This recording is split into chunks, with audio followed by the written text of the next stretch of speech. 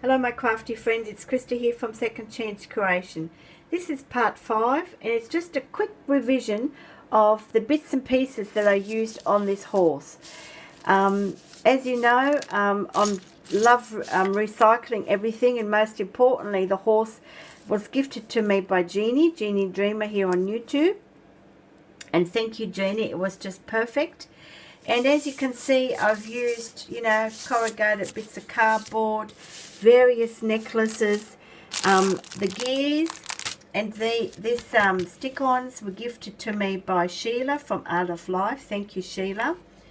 Some mesh that I covered the horse with when I started, and this is from a orange, bag that holds about, a dozen oranges.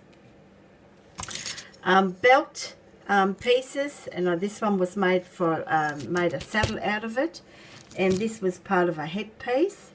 So as you can see, little washers, little bits of doilies from a tattered doily. These are little spaces for if you're making jewelry. I use that as well.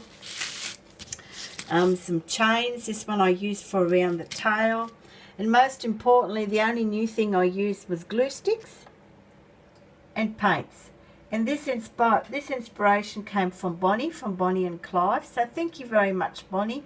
I watched her video on her Steampunk journal so many times just to get the gist of how to apply the paints.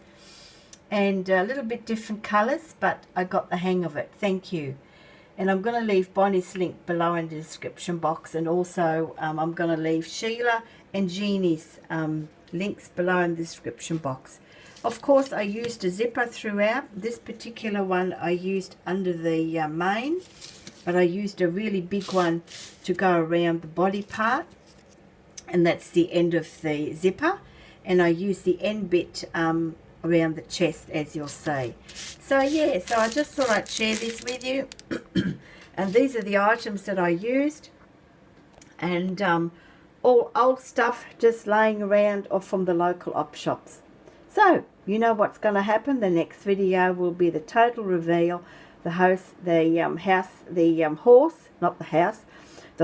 is fully painted, and I hope you like it. Until then, bye for now.